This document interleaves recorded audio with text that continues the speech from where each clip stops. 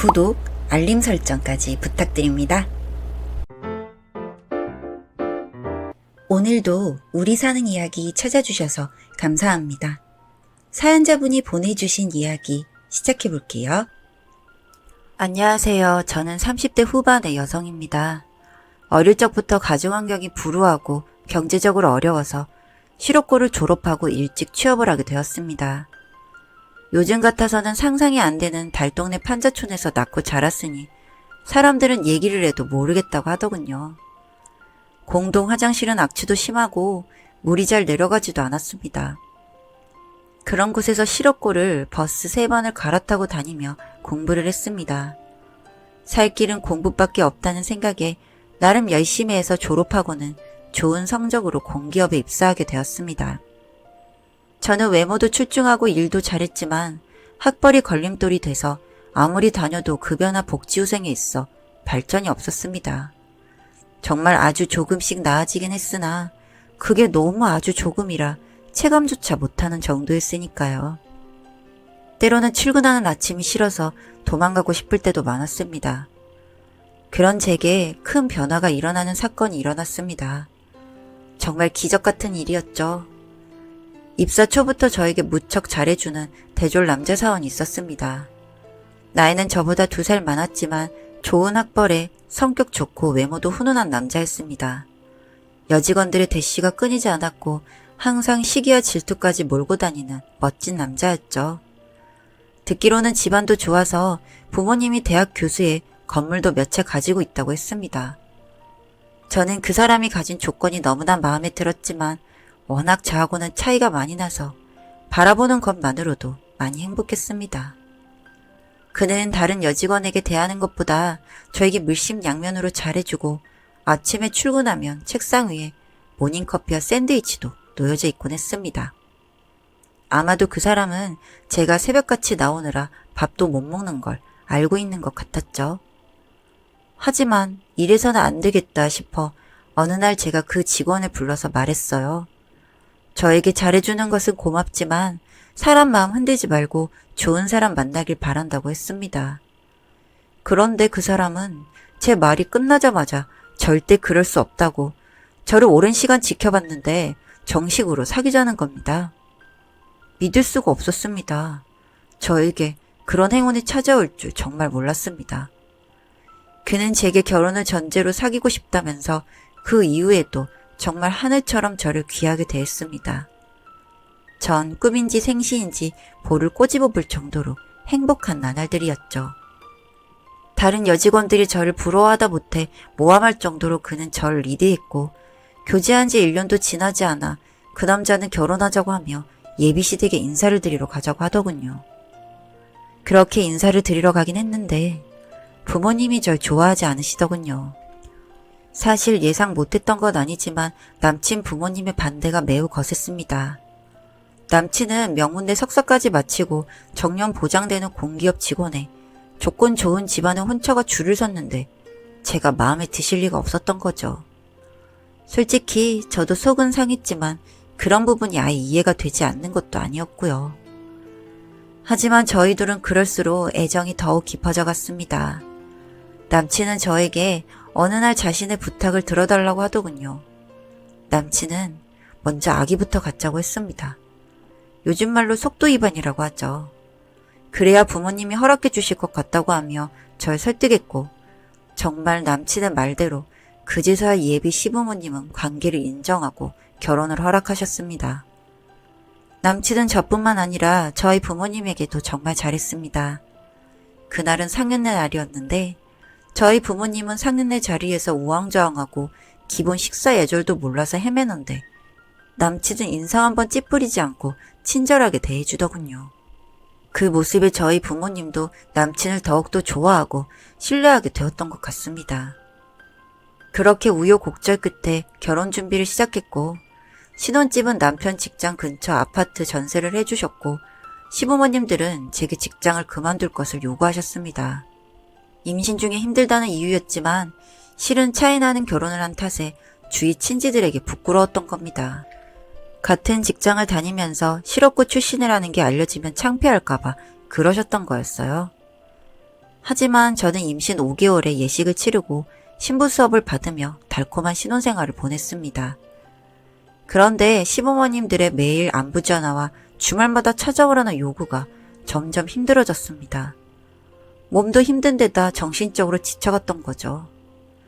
솔직히 남편도 내색은 안 하려고 했지만 중간에서 입장에 매우 난처했던 것도 사실이었습니다. 콧노래도 한두 번이라고 시댁에서는 제 학벌이나 집안이 처지는 것과 혼수도 변변치 않게 해온 것을 볼 때마다 지속적으로 모욕을 주고 저희 부모님을 천박하다는 듯 깎아내리시는 것을 참기가 괴로웠습니다. 아무리 가난한 집에서 태어났고 가진 조건이 좋지 않아도 인격적인 모독은 그쯤에서 멈췄어야 했습니다. 양심이란 게 있었다면요.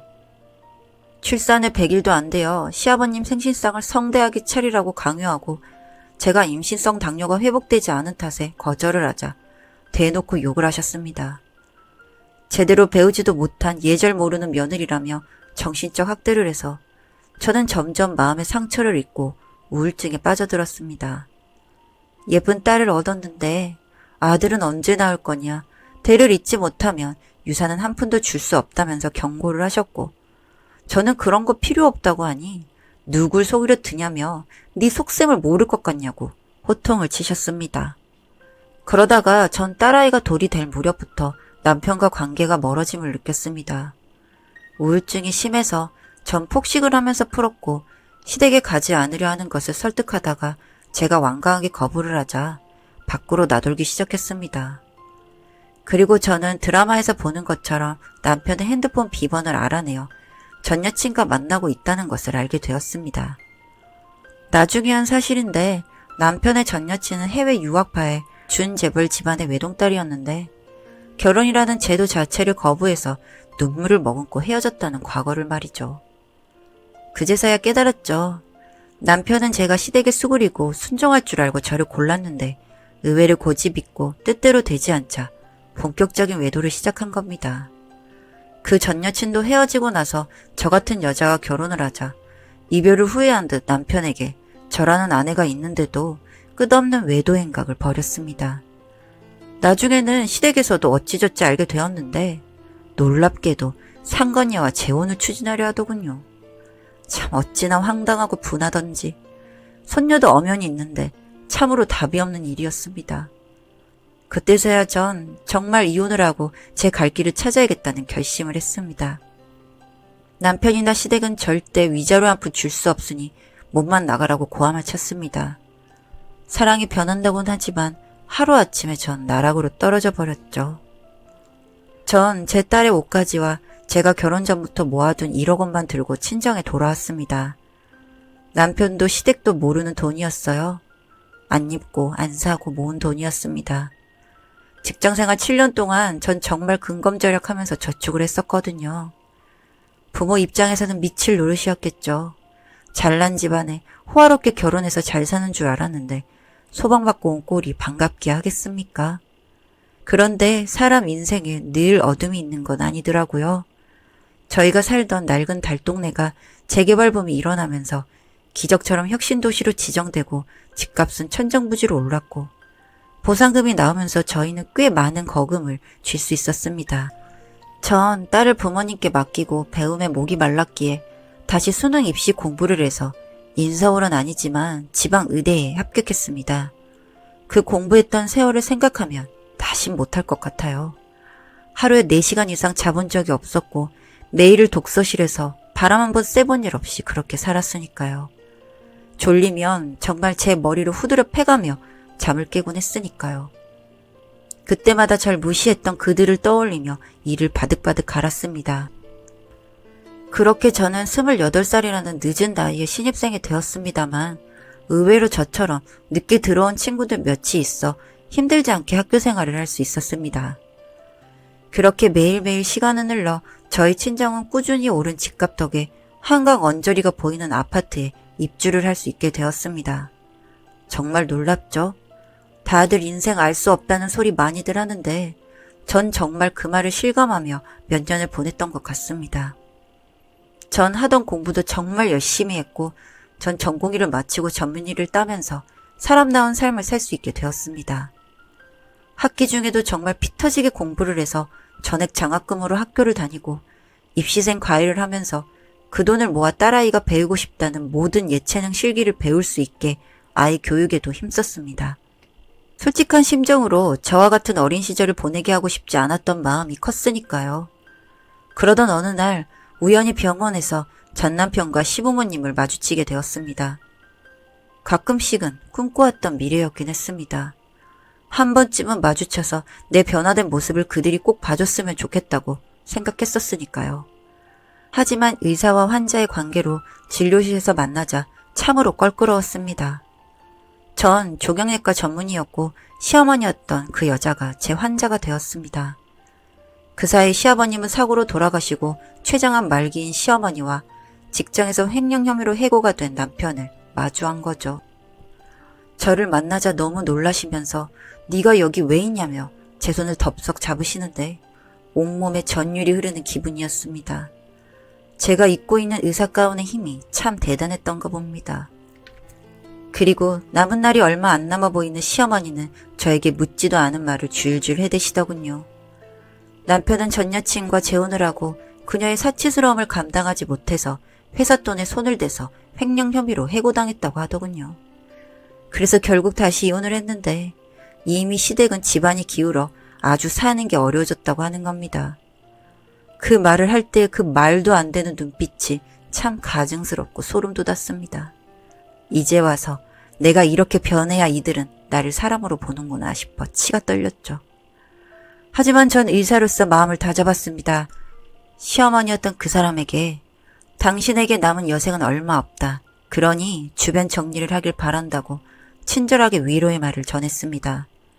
그러는 와중에 전 남편은 저와 차 한잔하고 싶다고 매달리는데 진료가 바쁘고 그럴 생각 없으니 나가달라고 했더니 무릎을 꿇고 울며 매달리더군요. 옆에 있던 간호사가 놀라서 병원 내에 상주에 있는 경비업체 분을 불렀고 그 둘은 끌려나가듯 나가게 되었습니다. 그 둘의 뒷모습을 보고 있는데 이제서야 제 첫 결혼의 매듭이 끝이 난 그런 기분이었습니다. 살다 보니 이런 날도 오는구나 하는 마음이 들더군요. 그 매듭을 마무리하고 나자 제 딸과 절 항상 뒤에서 바라봐준 동기 의사가 떠올랐습니다. 앞으로 어떤 사이가 될지는 모르겠습니다만 전 예전보다 확실히 행복해졌음을 느낍니다. 정말 행복이란 소리 없이 찾아오는 것 같습니다. 저는 앞으로도 정말 열심히 하루하루를 살아가려고 합니다. 긴 글 읽어주셔서 감사합니다. 사연은 여기까지였고요. 우리 사는 이야기 시청해주셔서 감사합니다.